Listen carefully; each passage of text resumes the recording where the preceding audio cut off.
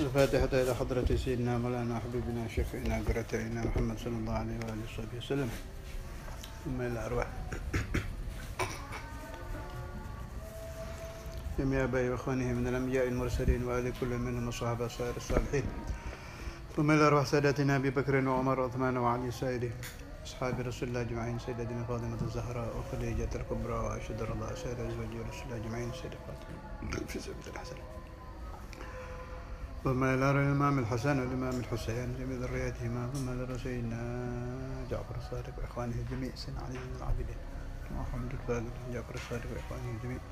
ثم إلى رسولنا المهاجر رضا أحمد بن عيسى سين فقر المقدم محمد بن علي بن علي سيدنا عبد الرحمن السباع بن محمد بن علي سيدنا عمر مخضار إخوانه الجميع. ثم إلى روح أبي عبد الله حداث أحمد بن زين الحبشي عمر بن الرحمن الطاش عن عبارة أبي عبد الله إدروس أبو بكر عدني أبو بكر بن عبد الله الطاش أبو بكر محمد السباع سيدنا مولانا الوالد أبي عبد الله بن عبد القادر بالفقيه خاصة سيدنا مولانا أبي عبد القادر بن أحمد بالفقيه خاصة الحبيب العلامة الدنيا عبد الرحمن بن الله الفقيه أبي عبد الله بن سين الفقيه محمد بن علي الفقيه أحمد بن محمد الفقيه وأصولهم وفروعهم وأولادهم وبناتهم وذريتهم وأحبابهم وآل سلسلتهم وخلفاء الجميع.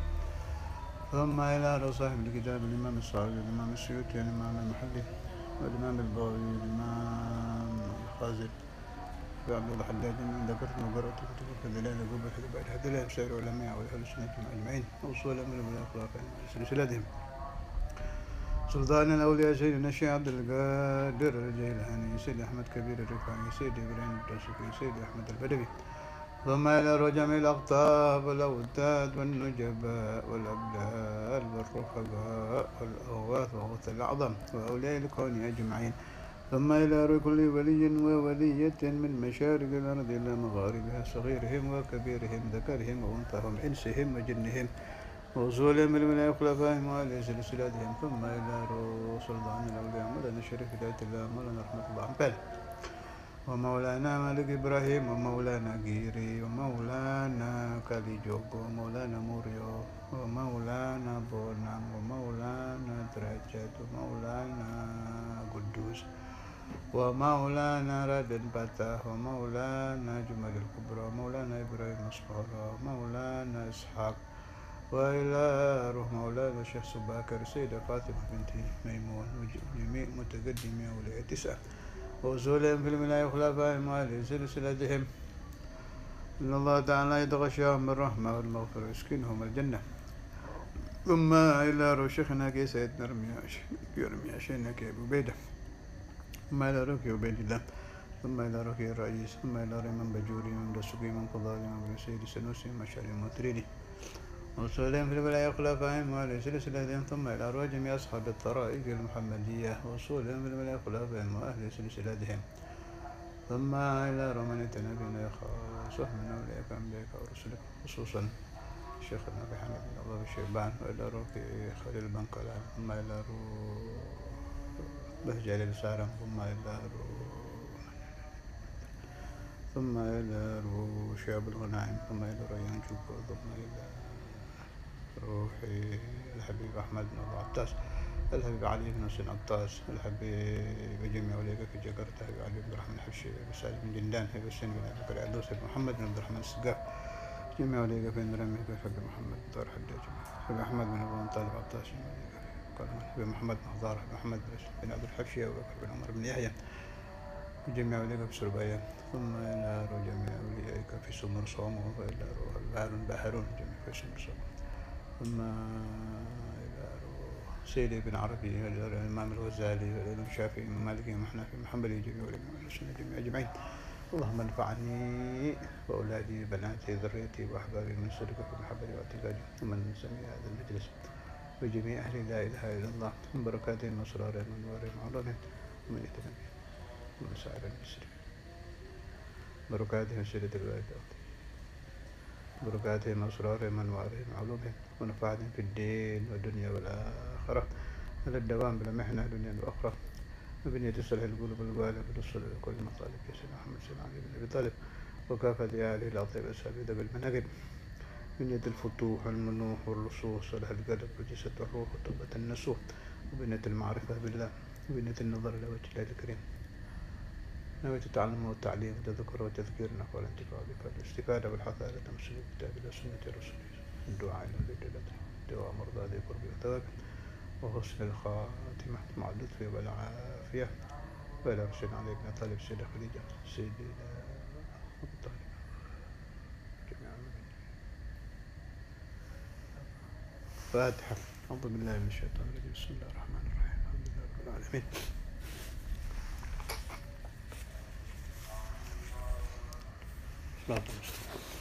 صراط الذين أنعمت غير المغضوب عليهم ولا الضالين. آمين. بسم الله الرحمن الرحيم. الحمد لله رب العالمين. اللهم صل على سيدنا محمد الفاتح لما أغلق والخاتم لما سبق ناصر الحق بالحق والهادي إلى صراطك المستقيم وعلى آله حق قدره ومقداره العظيم. أما بعد. Masalah Suratul Baqarah, jumlah ayatnya 286 ayat. Masalah nama Suratul Baqarah, ikhtalafal ulama. Ada yang membolehkan menyebut Suratul Baqarah, ada yang tidak. Sebetulnya tidak terlalu masalah, hanya dirubah saja namanya. Suratun fiha dzikrul Baqarah, surah yang di dalamnya disebutkan masalah tentang sapi. Kalau Syekhuna Abu Yahya kalau sudah mengajar tafsir Suratul Baqarah, beliau sering menyebut Suratul Baqarah ay Baqaratul bar biwalidayhi, sapi seorang pemuda yang berbakti kepada orang tuanya. Kata beliau, dari luar biasanya birrul walidain sampai dimasukkan di dalam Al-Quran. Nanti ceritanya ketika tentang pemuda itu kalau sudah sampai ayatnya.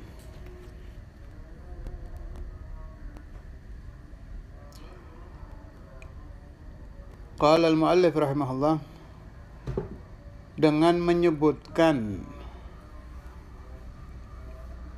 Suratul Baqarah di dalam tafsir, wa yu'khadhu min hadza, dan di dalam Al-Quran, anna tasmiyataha bima dzukira ghair makruh. Maka karena di sini kalimat Al-Baqarah disebut, menamai penamaan ayat ini dengan Suratul Baqarah tidak makruh. Khilafan liman qala bidzalik wadda'a annahu innama yuqalu surah allati tudhkaru fiha al-Baqarah. Memang ada pendapat yang memakruhkan sebutan Suratul Baqarah. Syekh Maulana Imam Al-Habr Al-Qutb Al-Habib Abdul Qadir bin Ahmad bin Faqih juga pernah menukil pendapat ini. Memang ada yang berpendapat tidak boleh menyebut Suratul Baqarah. Saya pribadi berpendapat tidak masalah, sebab sangat banyak, bahkan terlalu banyak ulama-ulama yang menyebutkan Suratul Baqarah, bahkan nyaris hampir seluruh malah. Jadi kita mulai kecil dulu ya kita mengenal itu Suratul Baqarah.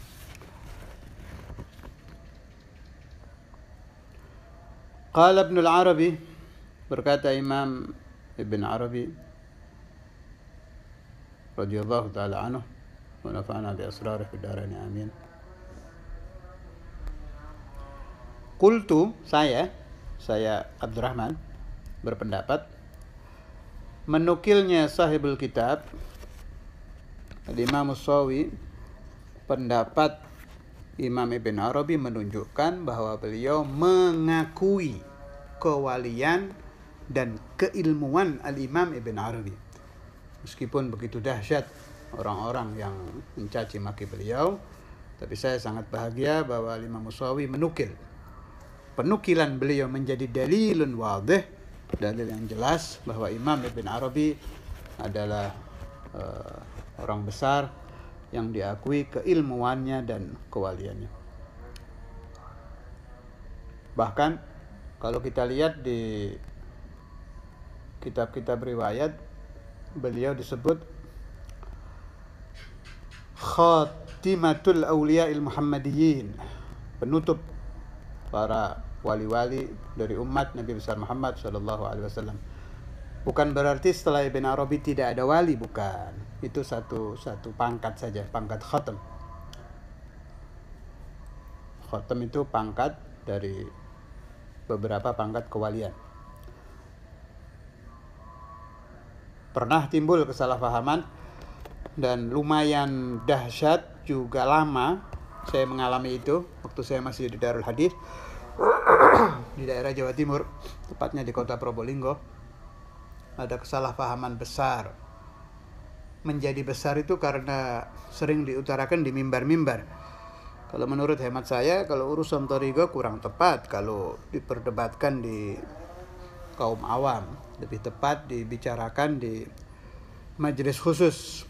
Seperti di Nahdlatul Ulama ada majelis thariqah yang dipimpin oleh Maulana Al-Habib Lutfi. Sampai sekarang alhamdulillah berjalan. Nah, itu cocok saya. Tidak bisa dibicarakan di tempat-tempat awam. Waktu itu ada beberapa kepala cabang thariqah Tijaniyah menyebut bahwa Khatimatul Awliya'il Muhammadiyyin itu Sayyidi Ahmad bin Muhammad At-Tijani. Kata-kata khatam, kata-kata khatimah, kata-kata penutup ini yang menjadi fitnah. Beberapa pengikut thariqah lain tersinggung, mengatakan, loh berarti tidak ada wali lagi. Sampai undangan dari thariqah Tijaniyah waktu itu saya juga lihat, diperlihatkan kepada saya. Lihat ini, ada tulisan khatmain. Jadi khatmain itu dua khatam. Satu khatimatun nubuwah Sayyidina Maulana Muhammad, wa khatimatul wilayah Sayyidi Ahmad bin Muhammad At-Tijani. Lama itu, fitnah luar biasa sekali. Tapi akhirnya alhamdulillah sudah berjalannya waktu, tenang, tidak ada fitnah lagi. Kebetulan di sini menukil Ibn Arabi, barangkali Anda membaca atau mendengar tentang kata-kata khatimatul awliya atau pangkat khatam, supaya difaham itu satu pangkat. Memang artinya penutup para wali, yakni pada zamannya, bukan berarti setelah beliau tidak ada wali lagi, bukan. Kalau khatimatun nubuwah, na'am, setelah Nabi Muhammad tidak ada lagi nabi atau rasul. Tapi kalau khatimatul wilayah atau khatimatul awliya masih ada.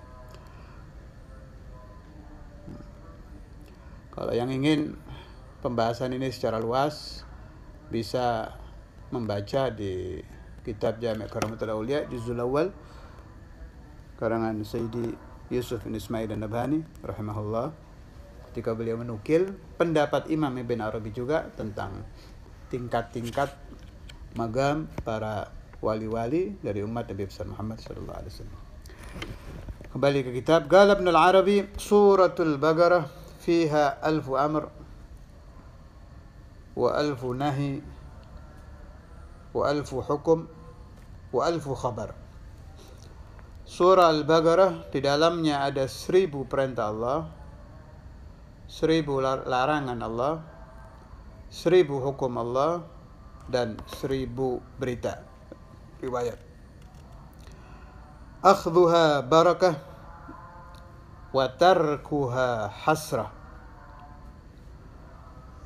Mengambil surat Al-Baqarah menyebabkan kita mendapat barakah, dan meninggalkan surat Al-Baqarah adalah satu kekecewaan. Wala tastati'uhal batalah. Tidak akan mampu membacanya para ahli sihir. Wahum as-sahara. Idza quri'at fi baitin lam tadkhulhu maradatu syayatin 3 ayyam.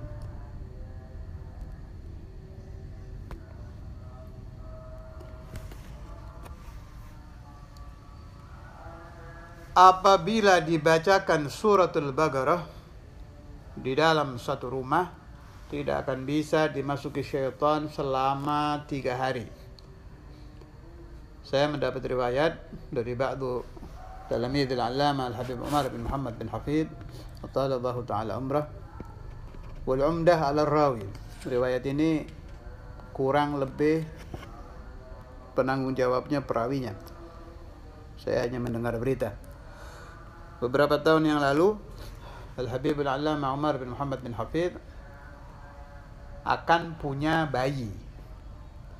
Sedangkan di ba'du kutubil Haddad, sebagian kitab Imam Al-Haddad, ada beliau menukil penjelasan bahwa, kalau saya tidak salah ingat itu dari hadis, setiap bayi yang lahir pasti ada nasib, ada bagian daripada ditampar oleh syaitan. Itu yang menyebabkan si bayi menangis.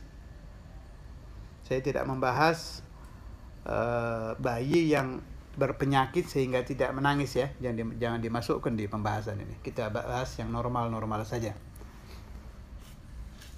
Kalau ditampar menangis. Akhirnya Al-Habib Umar waktu istrinya akan melahirkan, beliau minta masuk ke dalam ruangan. Di ruangan itu beliau membaca suratul Baqarah sampai habis. Subhanallah, sadaqa Rasulullah sallallahu alaihi wasallam. Benar Nabi besar Muhammad sallallahu alaihi wasallam yang mengatakan bahwa rumah yang dibacakan suratul Baqarah tidak akan bisa dimasuki syaitan selama 3 hari, 3 malam. Bayi dari Al-Allamah Al-Habib Umar bin Hafid ketika lahir tidak menangis. Artinya syaitan tidak masuk untuk menampar bayi itu. Saya pribadi pernah ada orang yang mengeluh kepada saya tentang gangguan jin atau syaitan. Saya tidak jelas apa jin apa syaitan, yang jelas mengganggu ke jiwa orang tersebut. Saya ingat kepada hadis ini, saya suruh mencoba membaca suratul Baqarah. Kalau tidak mampu langsung, diatur bagaimana caranya 3 hari 3 malam khatam. Kan hanya 2,5 juz kurang lebih, bisa diatur. 1 hari 1 juz, 1 hari lagi 1 juz, yang terakhir setengah juz. Sebab jaminan dari Rasul sallallahu alaihi wasallam 3 hari. Setelah rutin diamalkan oleh orang yang saya riwayatkan tadi, ternyata seizin Allah Ta'ala dia diberi kesembuhan. Jadi kalau ikhwan ada yang di rumahnya dirasa tidak enak, seperti ada makhluk-makhluk, entah jin, entah syaitan, entah apa, rutinkan di dalam rumah atau di kamar itu qiraatu suratul Baqarah sambil beriman kepada hadis Rasulullah sallallahu alaihi wasallam bahwa syaitan tidak akan bisa masuk ke ruangan atau rumah yang di dalamnya dibacakan suratul Baqarah selama 3 hari.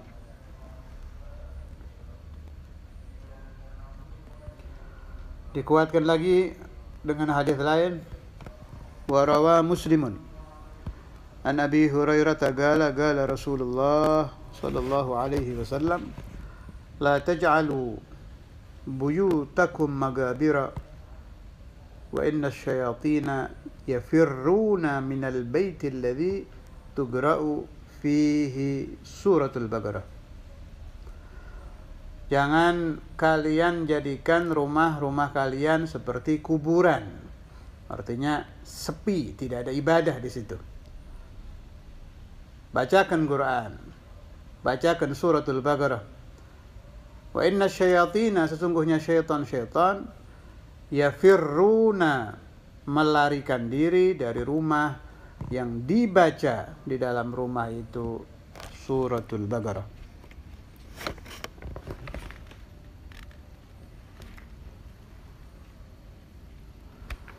Wa anhu, dan dari sahabat Abu Hurairah radhiyallahu taala anhu, "Likulli syai'in sanamun wa sanamul Qur'ani suratul Baqarah." Segala sesuatu ada pemimpinnya, dan pimpinan Al-Quran adalah surah Al-Baqarah.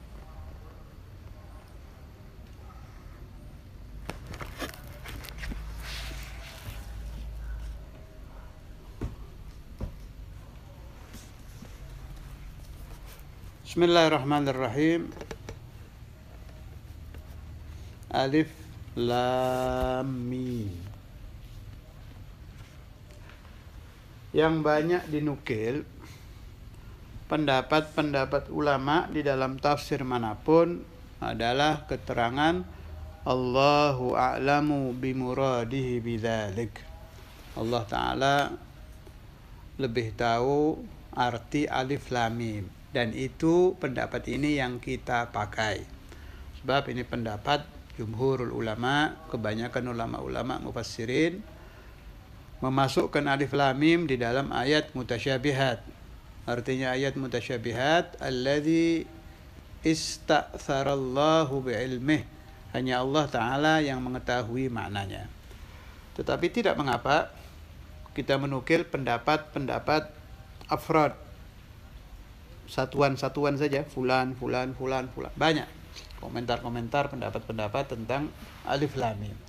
Tapi tetap yang kita jadikan rujukan adalah Allahu a'lamu bimuradihi bidzalik. Saya pernah mendengar Sayyidina Maulana Al-Muhaddits Sayyid Muhammad bin Ali Al-Maliki di kaset beliau mengajar, bukan sedang mengajar tafsir, sedang mengajar hadis. Tepatnya Alfiyatus Suyuti. Di tengah-tengah beliau menerangkan, kebetulan masuk ke pembahasan tentang alif lam mim, ha mim ain sin qaf tha yasin dan sebagainya, huruf-huruf yang berada di awal-awal surah. Kemudian beliau menukil, jangan keliru, bukan pendapat pribadi, beliau menukil, sebab jelas beliau lebih condong dan ikut kepada pendapat Allahu a'lamu bimuradihi bidzalik, itu pasti. Ini menukil saja. Menukil pendapat ba'dul ulama, katanya kalau kita renungkan, ini makna ya, saya tidak nukil kalimat bahasa Arabnya, saya nukil murad pembahasan beliau. Kalau kita renungkan, setiap ada awailus suwar yang berbentuk huruf, apa alif lam mim, nun, Yasin, Toha, Alif, Lam, Ra, Ha, Mim, Ta, Sin, Mim, di ayat setelahnya, Alif, Lam, Mim kan satu ayat. Ayat keduanya pasti ada sebutan Quran atau ayat. Contoh, Alif, Lam, Mim, setelahnya Dzalikal Kitabu. Kemudian Nun wal Qalami wa ma yasturun, menyebut tentang menulis ayat. Yasin wal Qur'anil Hakim, setelahnya ada Al-Quran. Taha ma anzalna alaikal Qur'an, ada sebutan Quran. Alif lam ra tilka ayatul kitabil hakim, Al-Kitab lagi, Quran lagi. Hamim wal kitabil mubin.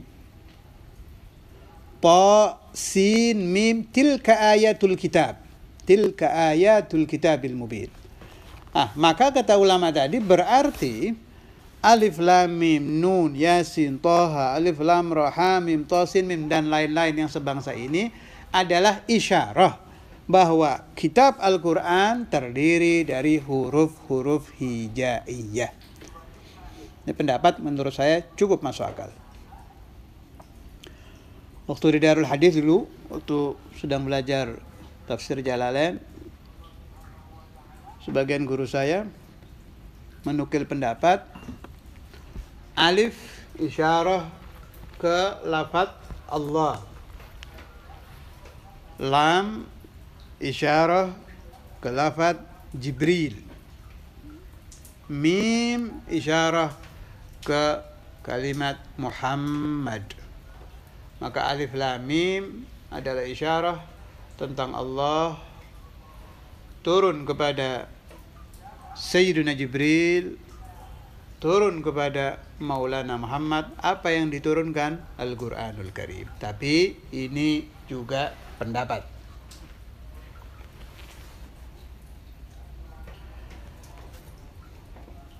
Kalau di tafsir Baghawi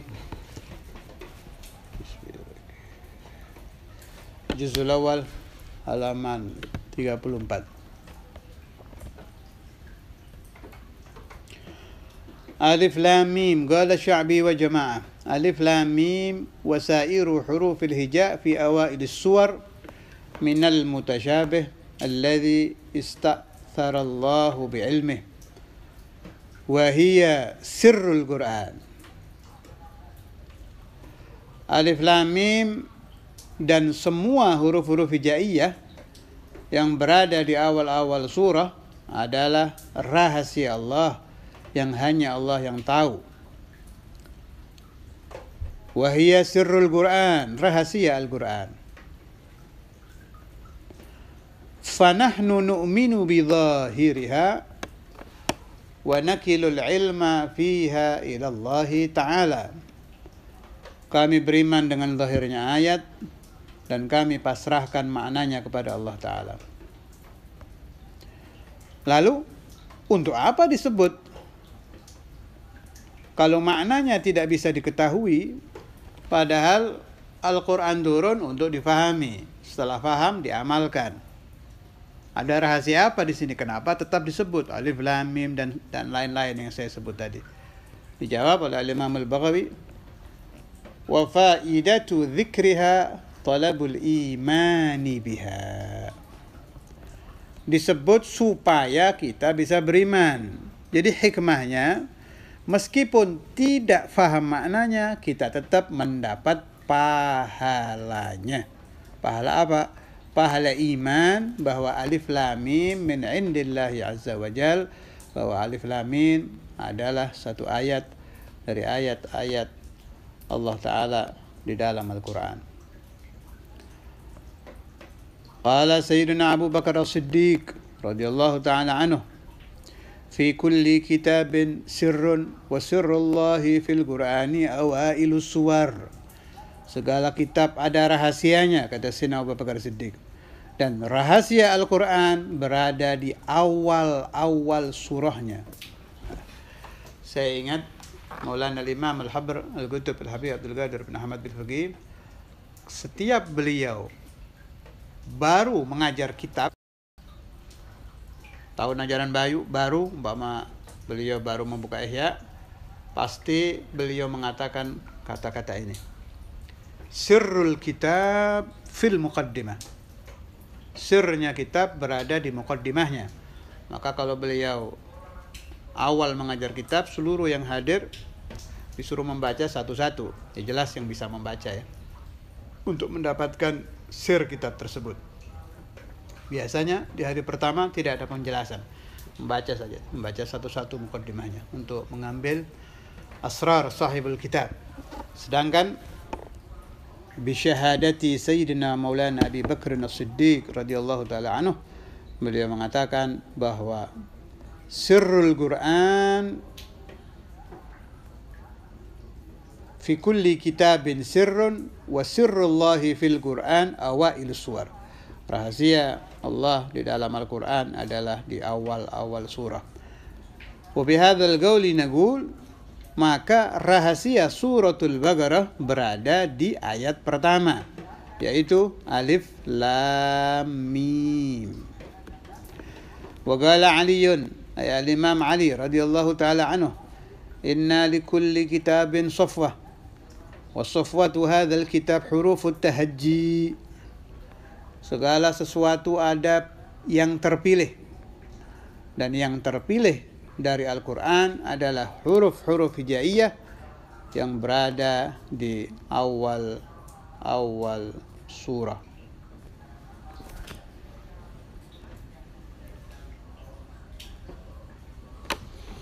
Sebagai penutup, saya nukil ala sabili tabarruk wa tafahum pendapat Sayyidina Maulana Al-Habibul Imam Al-Qutb Abdullah bin Muhsin Al-Attas Bogor, halaman 52 dari Fuyudatul Rabbaniyah li Alimil Madinah Al-Habib Zain bin Ibrahim bin Sumaid. Su'ila radhiyallahu anhu an ma'ani awailis suwaril Qur'aniyah mithlu alif lam mim. Pernah ditanya Al-Habib Abdullah bin Muhsin Al-Attas Bogor tentang arti awal-awal surah seperti alif lam mim dan sebagainya. Faqala nafa'allahu bih innal hurufal madhkurata isyaratun ila jami'i ma fis suwari biramzin yafhamuhu al-habibu sallallahu alaihi wasallam.